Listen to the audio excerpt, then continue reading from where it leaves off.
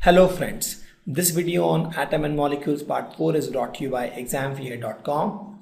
No more fear from exam. Now we know atom. We know atom is nothing but you have a dense nucleus surrounded by electron clouds, negatively charged. And the nucleus is obviously positively charged because the whole atom is neutral. That is something we know. But the question is, how big is the atom? Is it very big? Is it very small? Is it of cricket stadium size? How big is the atom? We say atom is small. Or how small is the atom? They are actually very small and they can't be viewed by naked eyes. They actually can't be viewed by naked eyes. The atom, the definition which I told, it's a basic unit of matter. It consists of dense central nucleus surrounded by negative charged electrons, and they are very small and they cannot be seen by naked eyes. And if you assume the cricket ball, if that represents the nucleus, this is the nucleus, right? The radius will be 5 kilometers for the atom. So if you assume that if you talk about the atom, it has so much empty space, right? So if you talk about one cricket ball, and in the 5 kilometer range, there is nothing. There is just electron cloud. And that's just a cloud, few electrons jumping around here and there. Right? It's almost a vacant space. That is the size of atom. So if we talk about any atom, you see, this is the only mass, this is all electron cloud. It is all transparent. Actually, if you pass something, right, you can actually pass through. And we'll talk about that also, why you can actually see the walls. I mean, don't see anything which is on the other side of the wall, even if there's so many vacant space. We'll talk about that. You must be thinking about that. Just understand this atom is very small in size, right? And this atom also, the nucleus is very small. And we'll talk about that, this nucleus, electrons and protons in the next chapter. This atom itself is very, very small. The atomic radius is in nanometer, and 1 nanometer is 10 to the power 9 nanometer is equal to 1 meter, or you can say 1 nanometer will be 10 to the minus 9 meter. This is so atom is always measured in the range of nanometer, and so small. See, 10 to the power minus 9 meter. It's very small. It's very small, but the best part is the entire world is made of atom. And it is the atom which determines the property of matter.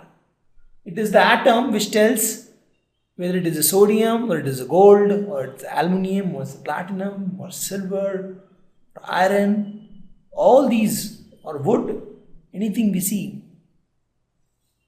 It is the atom which determines the property of that particular matter.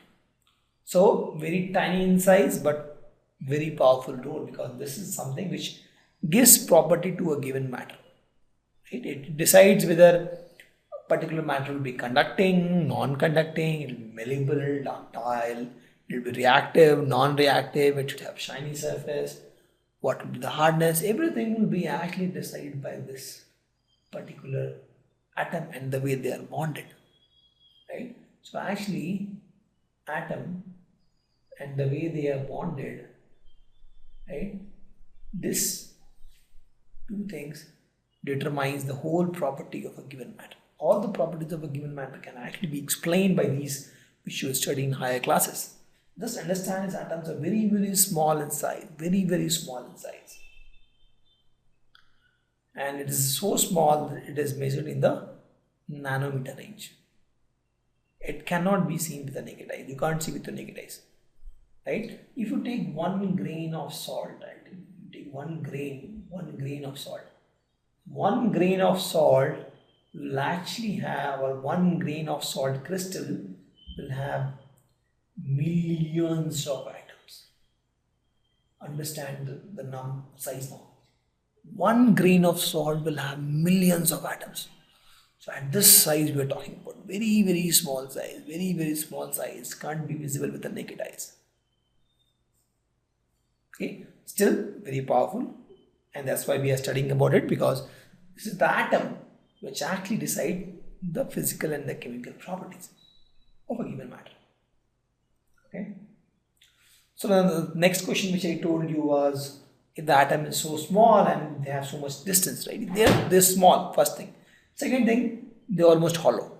So it is like that there are so many hollows which has made up this wall. But still, we can't see through, right? If we are standing here, you can't see the person here. Or there is a ball here, let's suppose.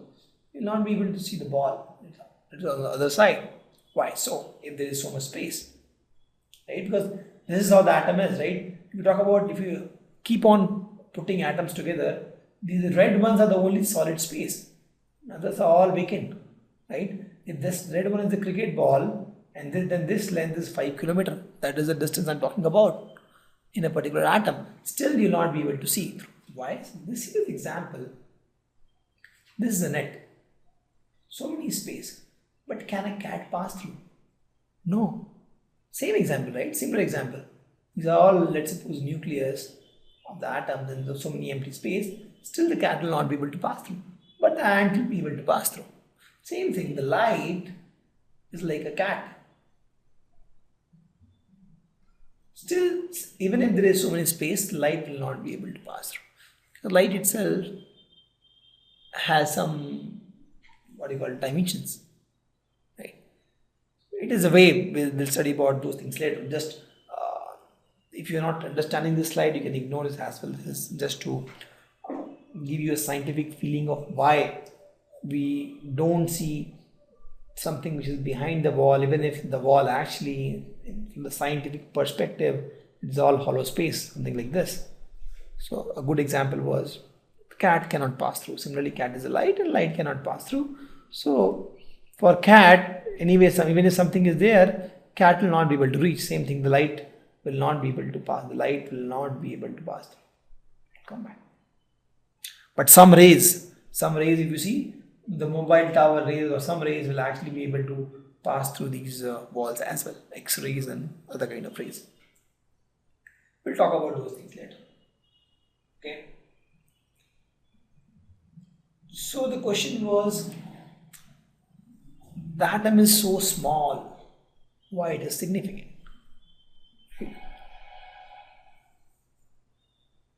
As I told you, the whole universe is made up of atoms. That is the first significant. It is the basic building block of any matter. And any chemical or physical property of a matter is actually determined by the atom. And thus, the atom is really significant. It's very important. Thank you. Visit our website examfear.com to watch more and more quality education videos. You can also attempt free online tests that are there in our website. You can also get access to tons of free study materials, and you can also find free tutors and mentors in this website. Thanks a lot for watching.